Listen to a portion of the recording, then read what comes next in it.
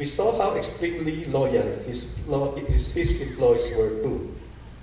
When my father became ill and had to go to Manila, everyone stayed on, despite receiving better offers from other restaurants, even after my father died. I was then third year in college. We found it natural to treat our employees at Jollibee the same way our father had treated his. And we didn't distinguish between owner or family member on the one hand and employee on the other.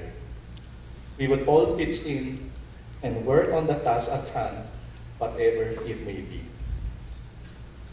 I'm pretty sure this is also because how our mom brought us up.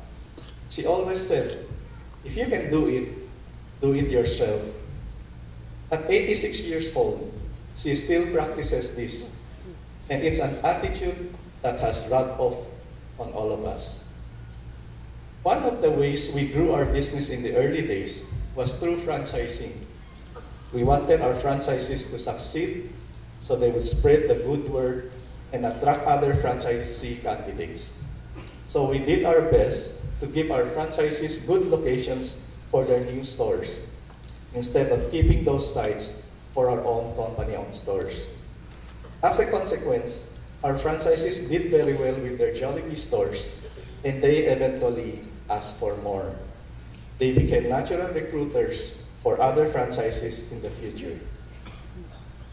When a fierce American competitor entered the local quick service restaurant market back in 1981, Jollibee was a business of just 11 stores. Some of our friends advised us to sell out before it was too late. While our global competitor had far more resources than we did at the time, we stuck to our dream and we decided to stay in business and compete with them. We believe our good food, our loyal customers, and our happy employees would enable us to compete and hopefully surpass them.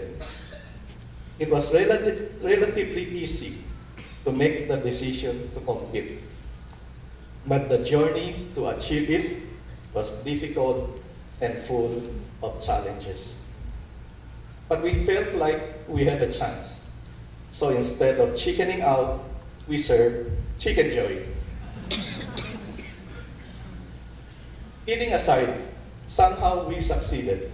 Somehow our business continued to grow.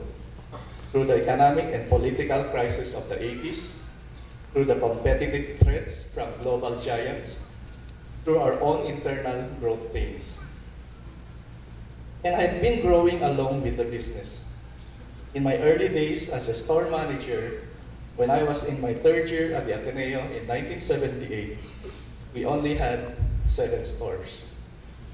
Now that I have the distinction of overseeing all 6 brands in the Philippine portfolio, plus the global Filipino markets of Jollibee Foods Corporation, we have gone from 1 brand in 1 country to 11 brands in 10 countries, with a total of 2,800 stores worldwide.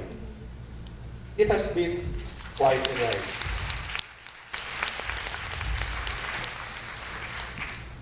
Today, we've managed to create a pretty exciting and successful business.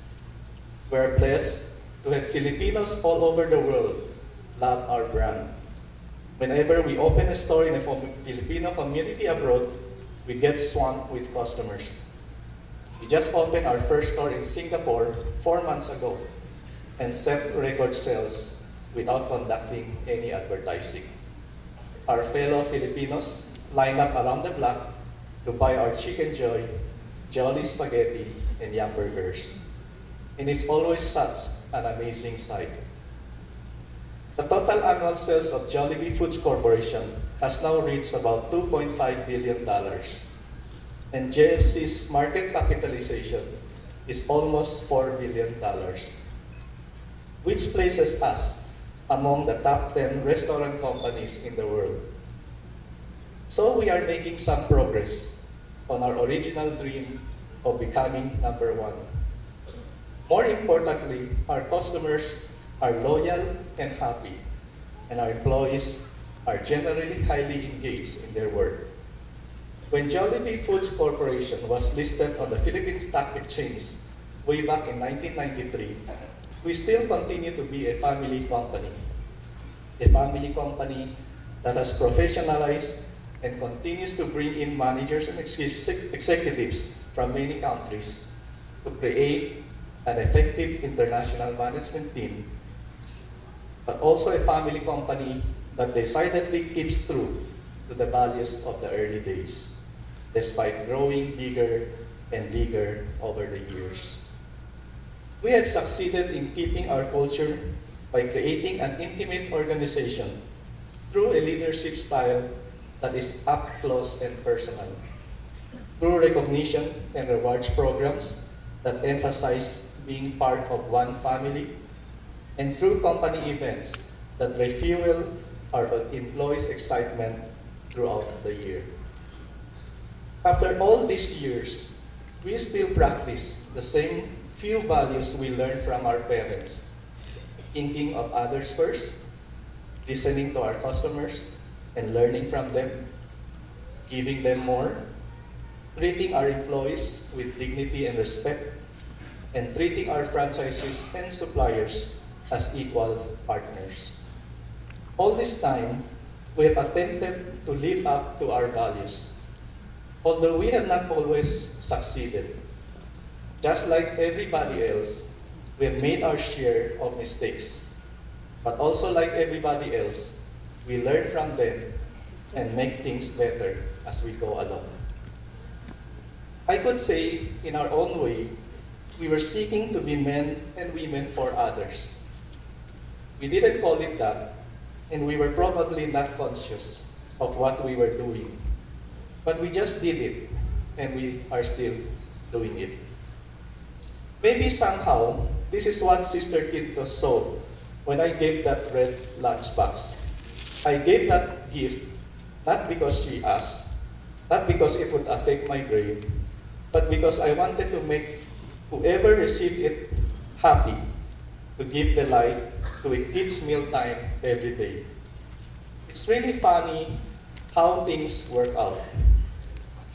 36 years ago, I gave a red lunchbox to one kid, and now we're giving away lunches to thousands of kids through a red bee. 10 years ago, we created the Jollibee Foundation as a way for the company to give back to the community and to continue fulfilling its mission of sharing the joy of food to everyone. The foundation's banner program is the Busog Lusog Talino, or BLT program, which addresses hunger among undernourished pupils in grades 1 and 2, and helps them stay in school by giving them free lunch. The program has already benefited over 100,000 pupils nationwide. In fact, Jollibee and Ateneo have partnered together in providing this program to selected schools. Today, I can say that when I go back to work in the morning, I usually, maybe not always, but usually, encounter happy customers, happy employees, happy franchisees and suppliers. And that makes me a happy leader.